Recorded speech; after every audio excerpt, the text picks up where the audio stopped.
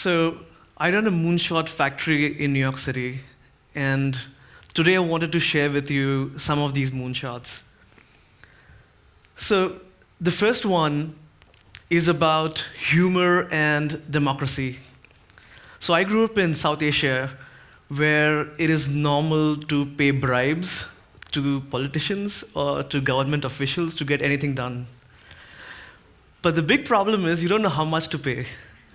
Like, should you pay $50 or $100? What is the right amount? Because you don't want to overpay and you don't want to underpay. So this was in my early teens. I was 16, 17, and it started as a joke. But I made a Yelp for politicians. So basically, you can come in and write your experience about a certain government official, how much you paid. You can write a review, how well they did your job in how much time. So a 5-star review is, I paid him less money and he did the best job out of all the other officials. So everyone, please go and pay him the bribe. So this spread like wildfire, but at the same time, as you can guess, we got a cease and desist notice from the government and we got shut down, which is why I don't have any screenshots to show you right now. But yeah, so I guess moonshots isn't about technology. Sometimes it's just about humor and parody. From there, I moved to Bombay, and my next moonshot story is about senses and skills. So this is late teens, and like every other teenager, I wanted to learn the guitar to impress some girls. But I never managed to learn because I was so impatient. So years later, I made this apparatus, which is these transducers that you wear on your fingers. And what they do is they give you an illusion to your fingers of pull or push. So you feel as if someone's holding your hand and like slowly nudging you forward and backward. So now you can imagine you can pick up a ukulele, pick up a guitar, and download a song onto your hand, and start playing without knowing how to play. You can also imagine now picking up a pen and downloading a language or a script, and then start writing in Arabic, for example, without knowing how to write in Arabic. So the way the system works is it first teaches you, so you get better, then it only corrects you as you're making any mistakes, and then it will misguide you so you learn more things. So from there, I moved to Singapore, and my next story is about shoes and discovery. So in Singapore, where I lived, this is what I saw everywhere, people experiencing the world through this 5-inch slab of glass. And where I grew up, I used to walk barefoot. So of course, these are some white man's legs, imagine some brown legs, my legs. So I started working on super shoes. So super shoes are these silicon-based insoles which tickle your feet. They tickle your feet. So there are 3 ticklers up there and 1 capacitive pad which can sense your taps. And there's some electronics stuff. And all of this is flexible, foldable, moldable, and you can put it in any of your shoe, and any of your shoe becomes a super shoe. So you could bicycle with it, you could walk with it, you could jump with it. And the way it works is on a tickling interface. So if the left feet tickles, take a left turn. If the right feet tickles, take a right turn. If no tickle, stop. And if all tickle, keep going. So not only navigation, but I added a personality engine on top of it. So now it knows what kind of food you like, music you like, your personal preferences, so on and so forth. It also knows your location, reminders, task, calendar, all of that. So now you can imagine I'm in Berlin here for my 3rd time now, and I really want some schnapps. And the shoes know I really love schnapps, so they can tickle me and take me to a really good schnapps place. So not only recommendations or reminders, but I think the next thing is, which we don't do anymore, is getting lost. We don't get lost anymore. So now what the shoes do is they allow you to wander, and get lost. And then if you want to come back home, you just tap your feet thrice and the shoes take you back home. So the shoes got acquired by a company which is manufacturing them right now. Um, from Singapore, I moved to Phnom Penh in Cambodia. My next story is about waste, trash, and education. So in Phnom Penh, where I lived close to a landfill, e-waste landfill, and tons of kids work there, families work there. And kids were happy they would make toys and play with them. So I started also making toys. For example, what you see up there, the small box, that's a matchbox size box that you put in your pocket. And you can take this and go to a landfill, pick up a keyboard, and now the keyboard becomes a piano. Or this one where you put it in and it asks you math questions. Now, no kid ever likes this toy. Or this one where it tells you stories. And these toys became smaller and smaller and compact.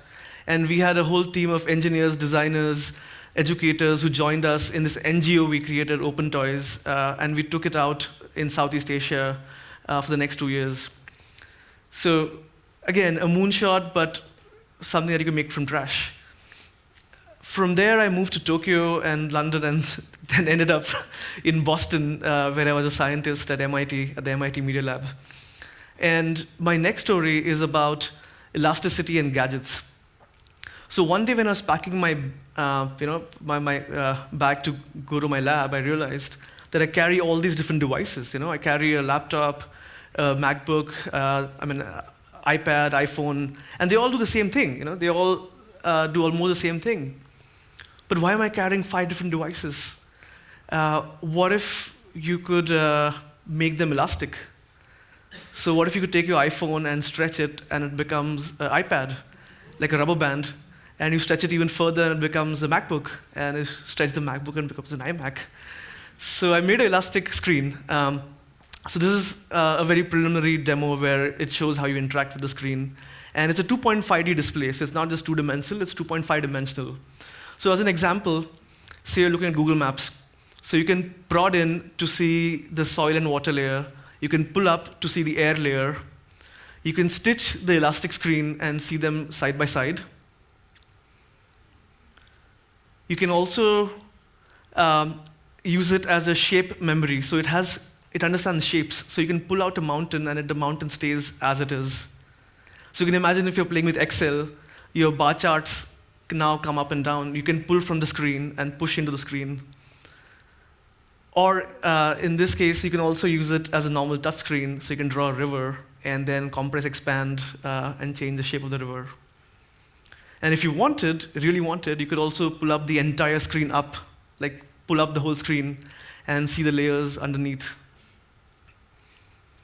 So this was my time in Boston, and after Boston, I quit my PhD, and I moved to Seattle, where my team was a moonshot, secretive team working in Seattle.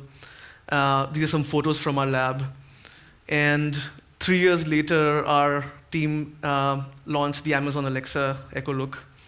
So that was an interesting experience, taking a moonshot-ish idea. I won't call it a moonshot, but taking something out and shipping it to millions of people. And then I got bored, so I left, and I took a sabbatical, went around, and then I moved to New York City. This is my office in New York City in Soho. And I can share with you 2 projects that I'm working on right now. One of them is an idea of bacteria and time. So it comes back to the question, what is time? And we think of time as quantity. It's 2:50, it's 3 o'clock, it's 5 o'clock. But that's just a most simplistic representation of time. But conceptually, time, as I understand it, is a gradient between life and death. So what if we can now experience time through something that's living, like a bacteria? So I started making a wristwatch, and this is a wristwatch which runs on bacteria. So there are no hands, there are no digits, but under the glass, there is a colony of millions of bacteria whose DNA is programmed to change color with time. So as time passes, your watch changes color, and the watch is programmed, the bacteria is programmed to live for exactly 24 hours. So it dies after 24 hours. So that's how you experience a day. And at the end of the day, a valve opens up on the right-hand side and lets the dead bacteria into the air as ashes, as you're cremating them. And a left valve opens up, which takes new bacteria in, and the cycle starts again. So you're experiencing time now not as a quantity, but life and death. Okay, let's make it a bit less serious. So the other thing I'm working on right now is dogs and sweat. So I love dogs, but I've always wanted to emotionally connect with dogs. And it's difficult to talk to dogs. So we are right now working on this new project. It's at a prototype stage. So we realized that when dogs have extreme emotions, they let out a tiny amount of sweat in their palms. And sweat, as you know, is saline, which is salt, which is conductive. So we are able to measure in microvolts the amount of saline sweat that the dogs have, and that helps us with machine learning to model the emotions of the dog. So now we are able to, soon we'll be able to talk with the dog. So maybe next year in TEDx Berlin, I can be joined on stage with my dog, and we can give a talk together. But coming back to the title of my talk, like When the Moon Shoots Back. And the reason I did this is because I really believe that moonshots are not about technology, or not necessarily about technology. They can even be about eyes. They can even be about something simple. They don't need technology. Case in point, this is my first project I ever did in my life. I was smoking cigarettes, and my professor caught me, and he told me to pick up all the dirty cigarette butts. So I came back next week, and I put a plant seed in the butt of the cigarette. So now when you smoke a cigarette and you throw the butt, you're actually planting a tree. This is plants growing from 4 packs of cigarette butts. So moonshots don't need technology. So let me end it with just one word of advice. Moonshots are hard. Self-doubt isn't clever. So create a ton of work before you're dead forever. Thank you.